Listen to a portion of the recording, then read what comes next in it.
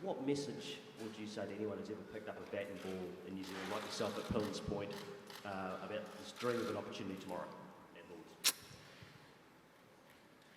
Oh, I guess anything's possible. I guess when you take yourself back to that point in time, it feels like a long way away, and you make a few small steps forward and you work pretty hard together as a group, and next thing you might find yourself here. And it's obviously a really special occasion tomorrow, and to be involved in a World Cup and representing your country, let alone to turn up here at the home of cricket and be involved in a final is pretty special. Kane, you and Gary, and I suppose everyone else in the team, always talk about how it's just one game at a time, and Gary yesterday was saying that this is no different to any other game of cricket, but how on earth can you kind of go in, that must be really hard to go in with that mindset when you know that you're playing England in the World Cup final at Lords. How do you do that? Yeah, I think any game that you play in, you deal with different distractions, and naturally in a World Cup final there brings other distractions, and there's a lot more people here today, and perhaps that may be one.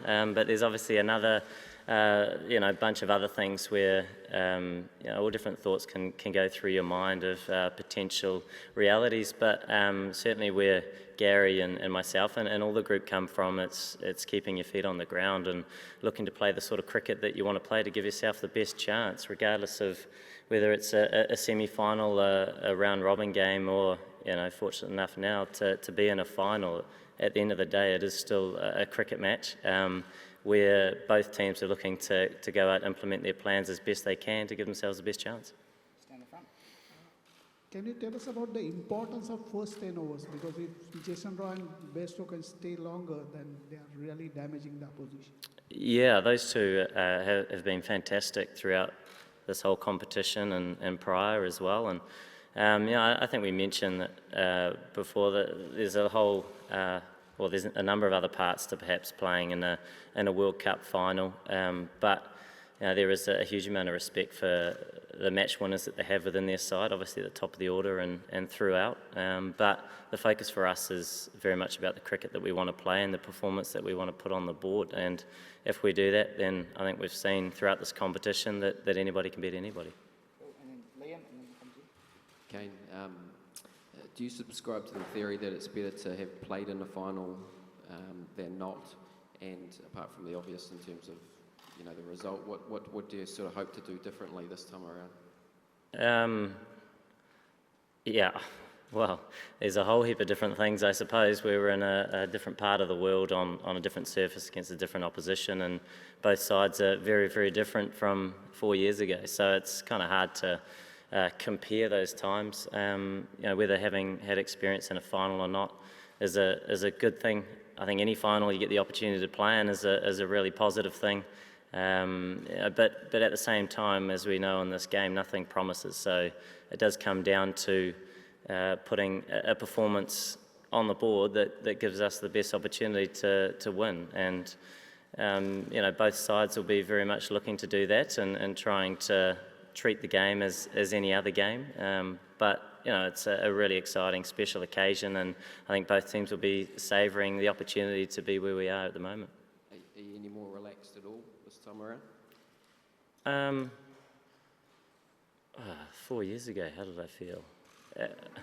I don't know. It's just very different. We have a very different group, a slightly different, I guess, vibe and ethos and how we operate. But at the same time, there's a real commitment to that, which is a really positive thing, and it's held us in good stead up until this point. And so, the focus for us is about the cricket that we want to play, and we want to be proud of the performance that we put on the board.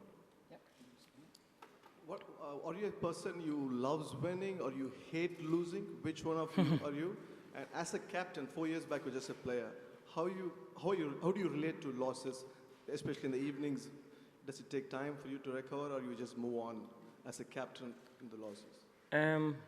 I try not to get too sort of caught up in the results, and hopefully not too emotional about just the outcome, and maybe look at it with a little bit more reason and where we perhaps could have improved, and where some things that maybe were out of our control had an impact on the game, and then try and move on from that as quickly as possible. So there's always more to the picture than just the end point, and that is sort of the focus for us as a team. It's actually putting our efforts into the moment, how we want to operate as a group.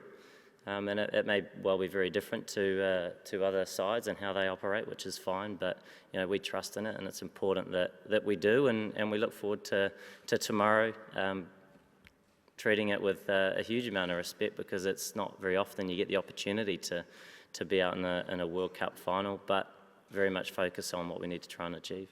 A bit about you. Are you a guy who loves winning more, Oh, or you hate losing? I prefer winning than losing.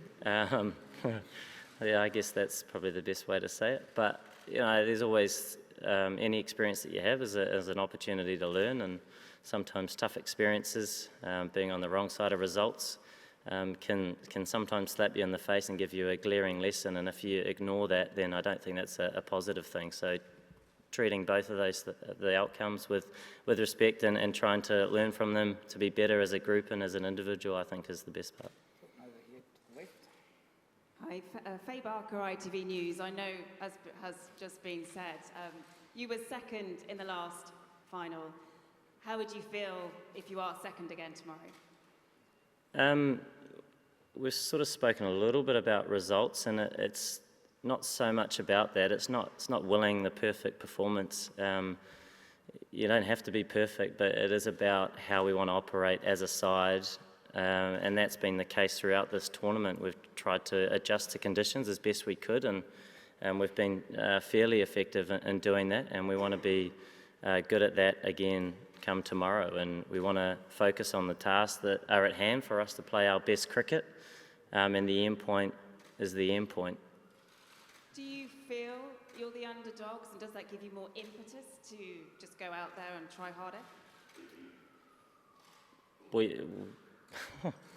A lot of people say that on a number of occasions, which is great, and I think England rightly so deserve to be favourites. I think coming into this tournament from the start they were favourites, and they've been playing really good cricket. But whatever dog we are, it's just important that we focus on the cricket that we want to play, and we've seen over the years that that anybody can beat anybody, regardless of breed of dog. Chris. Kane, those of us who've been lucky enough to go to New Zealand know how lovely you guys are as a people, but how would it feel tomorrow being the party poopers at Lord's? Party poopers? You're talking about dogs again, eh? Underdogs? Look, we're really looking forward to the occasion, and like I say, the end point and the result, there's a lot of time between now and that point, so focusing too much on it I don't think is a positive thing, and the focus for us as a group is what's in front of us. And we know you go into any match and you have to deal with a number of different things, whether it's different moments of pressure, whether it's different moments of momentum, and we have to be prepared to deal with all of those again. Are you guys getting a sense of how big this is back home in New Zealand?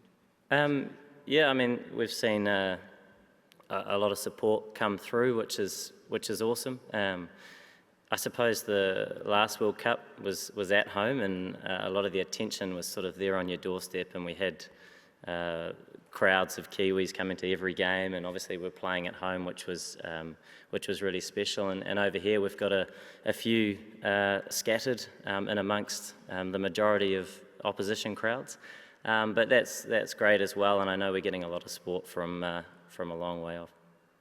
This huge expectation on England and pressure, you might say, can that work for you?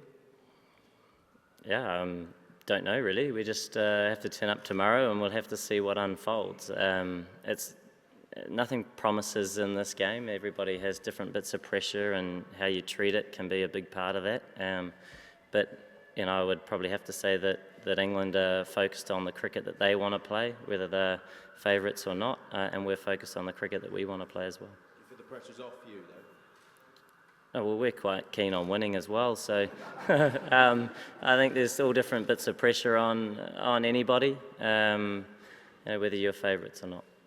Lloyd down the back. Yep, Lloyd. You seem to be a lot more. You seem to be a lot more relaxed today than before the India game. Are you? And secondly, why do you? When did we hang out before the Indian game? And secondly, why do you think you and the team will have an edge over England?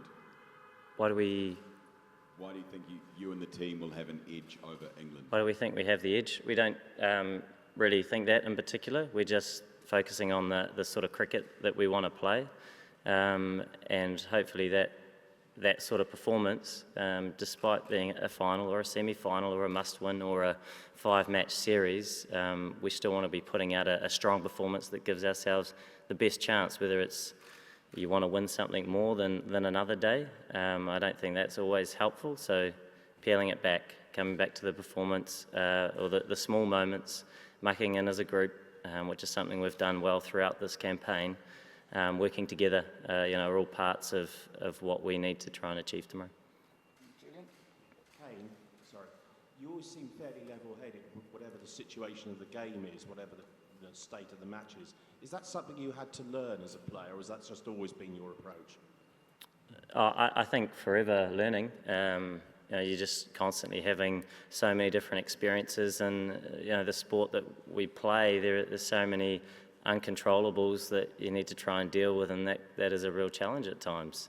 So it's, like I say, it's forever learning. Learning about the game and about yourself and different emotions that you can feel. But, as a group, for us it is important that we are level in how we operate and keep peeling it back to what's important. Ravinda down the back. Kia ora, Kane. You speak about not being at home and the competition not on your doorstep, but Lords does hold a very special place to you and the Black Caps. So how do you wrap your mind around that in such, on a big stage, on a grand final, and what are the conversations you have as a captain to try and keep minds sound, I suppose? Yeah, I mean, it's a really special place to play cricket on any day.